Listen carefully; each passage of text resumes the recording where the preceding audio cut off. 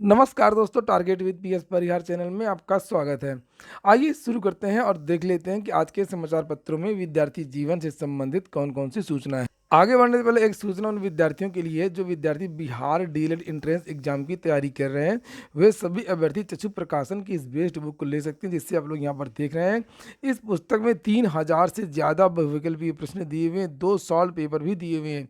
Bihar DElEd entrance exam का जो syllabus है, चाहे वो समान हिंदी हो, गणित हो, विज्ञान हो, सामाजिक अध्ययन हो, तार्किक एवं विश्लेषणात्मक क्षमता हो, सारा का सारा सिलेबस इस पुस्तक में कवर किया गया है।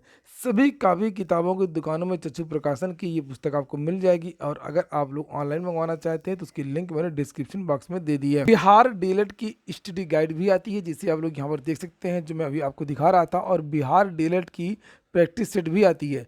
इन दोनों पुस्तकों की लिंक मैंने डिस्क्रिप्शन बॉक्स में दे दी है। पहली सूचना शिक्षा मित्रों के बारे में है। लिखा, शिक्षा मित्र 60 साल में होंगे सेवानिवृत्त।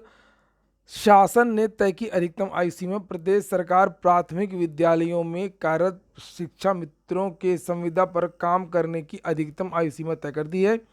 शिक्षा मित्र 60 साल पर सेवानिवृत्त होंगे। हालांकि पूर्व की तरह उनका हर साल नवीनीकरण भी किया जाएगा। प्रमुख सचिव बेसिक शिक्षा दीपक कुमार के अनुसार शिक्षा मित्रों की संविदा आधारित सेवाएं 60 वर्ष की आयु तक प्राप्त करने के दिन को स्वतः समाप्त माने जाने का निर्णय लिया गया है। और उन्होंने कहा कि बेसिक शिक्षा परिषद के प्राथमिक विद्यालयों के संबंध में शिक्षा मित्र योजना क्रियान्वयन से संबंधित पूर्व में जारी शासनादेशों को इस सीमा तक संशोधित माना जाए तो लगभग 1,46,000 शिक्षा मित्रों को इसका लाभ मिलेगा, और 11 महीने का इनको वेतन दिया जाता है, और फिर हर साल इनका नवीनीकरण होगा। और 1999 से इसकी शुरुआत हुई थी। और यहाँ पर लिखा है, नियमितीकरण की मांग पर 20 तारीख को सम्मेलन भी है। शिक्षा मित्रों ने नियमितीकरण की मांग को लेकर के 20 फरवरी को लखनऊ में महासम्मेलन का निर्णय लिया है, और इसमें शिक्षा मित्र अपने परिजनों के साथ शामिल होंगे। सम्मेलन की सफलता के लिए वे राज्य कर्मचारी संघ से भी संपर्क बनाए हुए हैं, ताकि उनकी मांगों को मजबूती से मिल सके। तो शिक्षा मित्रों की मांग है कि अनेक तरीके से कि इन जितने भी शिक्षा मित्र हैं इनको फिर से परमानेंट किया जाए, या इसके अलावा भी बहुत सारी मांगे हैं। और वैसे तो अब सभी शिक्षा मित्रों को परीक्षा देनी होगी। परीक्षा के बाद में भी इनका कुछ हो सकता है। और जानकारी ये मिली है कि जो नई शिक्षक भर्ती आएगी उसमें शिक्षा मित्रों को शासन एक मौका और देगा, भले ही वो 17,000 वाली शिक्षक भर्ती क्यों ही ना हो।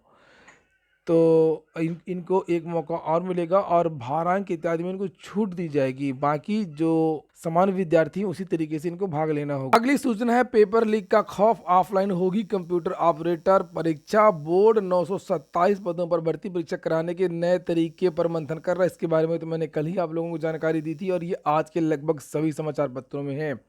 मामला ये है कि पुलिस विभाग में बहुत धांधली हुई थी ऑनलाइन परीक्षा में, खास तौर से दरोगा भर्ती में। यहाँ पर उसके बारे में लिखा भी है।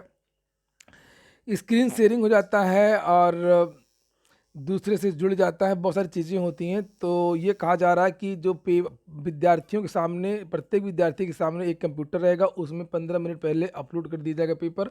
उसको देख करके ओएमआर बांटी जाएगी, और ओएमआर में विद्यार्थी सॉल्व करेंगे। तो यानी मिला जुला ऑफलाइन ऑनलाइन या जो भी कहें, शासन डाल डाल और माफिया पात पात, इसका भी कोई तोड़ निकालेंगे माफिया जरूर। और अधिकारी और कर्मचारी भ्रष्ट ना हो तो कोई भी भर्ती, कोई भी प्रणाली, कोई भी नियम से भर्ती हो सकती है, बदलाव की जरूरत ही नहीं है। और अगर अधिकारी कर्मचारी सुस्त हैं और भ्रष्ट हैं तो चाहे जो भी चीज़ें होंगी उसमें भ्रष्टाचार होगा ही।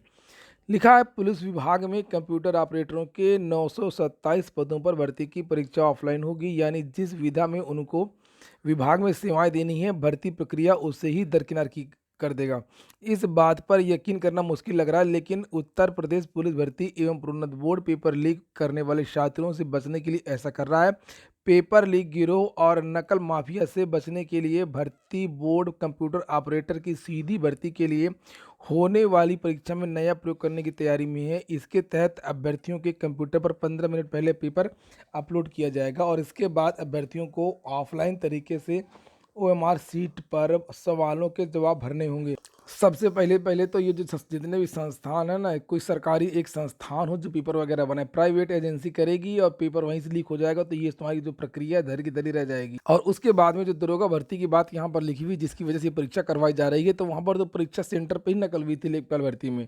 तो अगर एग्जाम सेंटर का जो मैनेजर है, टीचर है, कर्मचारी है, वही नकल करवाएंगे, तब आप क्या करेंगे? इसके लिए जिस तरीके से राजस्थान में नियम बना है, कानून बना है नकल रोकने के लिए, और राजस्थान में भी बना है, उसी तरीके से उत्तर प्रदेश में भी बनना चाहिए और उसको अमल में लाना चाहिए। बात करेंगे अब उत्तर प्रदेश अधीनस्थ सेवा चयन आयोग की। कल कोर्ट केस का जो मामला है वो समाप्त हो गया। कोर्ट ने इस प्रश्न पर इसके दो विकल्प माने हैं, ए और डी। इस पर विद्यार्थियों को नंबर मिलेंगे। हालांकि एक तरीके से कहा जाए तो ये गलत है, और सुप्रीम कोर्ट की गाइडलाइन है इसको लेकर के कि अगर किसी प्रश्न के दो विकल्प सही होते हैं तो उसमें कॉमन नंबर दिए जाना चाहिए। क्योंकि विद्यार्थी कंफ्यूज हो गए, विद्यार्थी ने किया ही नहीं, बहुत सारी चीज़ें होती हैं, लेकिन ऐसा नहीं हुआ। और अब इस केस का जो समापन हो गया है, बहुत जल्दी परिणाम आएगा। एक विद्यार्थी ने जानकारी भी मांगी थी और जानकारी यूपी ट्रिपल एस सी की तरफ से दी गई। ये देखिए 17 फरवरी की डेट पड़ी हुई है, कल ही, और कल ही केस समाप्त हुआ है और कल ही ये विद्यार्थी ने पूछा था। लिखा है कि विद्यार्थी, ये देखिए, उप सचिव प्रेषक उत्तर प्रदेश अधीनस्थ सेवा चयन आयोग IGRS, नंबर ये लिखा हुआ है, और संदर्भ ग्रहण करने का कष्ट करें, जिसमें रवि पुरी द्वारा आयोग के द्वारा आयोजित राजस्व लेखपाल भर्ती के संबंध में प्रेषित किया गया। नीचे लिखा कि उक्त के क्रम में संबंधित विभाग से प्राप्त आख्या के क्रम में अवगत कराना है कि प्रश्नगत विज्ञापन के संबंध में कार्यवाही प्रक्रियाधीन है। इससे संबंधित अग्रेतर कार्रवाई की सूचना यथा समय आयोग की वेबसाइट पर प्रकाशित की जाएगी। तदनुसार प्रकरण निक्षेपित और विलोपित किया जाए। तो अब ना तो मामला कोर्ट का लिख करके आ रहा है और ना ही पुलिस जांच की बात लिख करके आ रही है, और अब आप लोगों को जो परिणाम है वो बहुत जल्द जारी होगा। यानी कि अब लेखपाल भर्ती में कोई भी बाधा नहीं है। जो दरोगा भर्ती, पेपर लीक और अन्य बातें हो रही थी, और उसी क्रम KVS की जो परीक्षाएं हो रही हैं उसको लेकर के भी लगातार चर्चाएं, जिन्हें आप लोग यहाँ पर देख सकते हैं समाचार पत्रों में, ट्विटर पर, सोशल मीडिया पर, ये मांग हो रही है कि अब ये इसकी जो री एग्जाम होना चाहिए, इस एग्जाम को कैंसिल कर देना चाहिए, पेपर लीक हुआ है।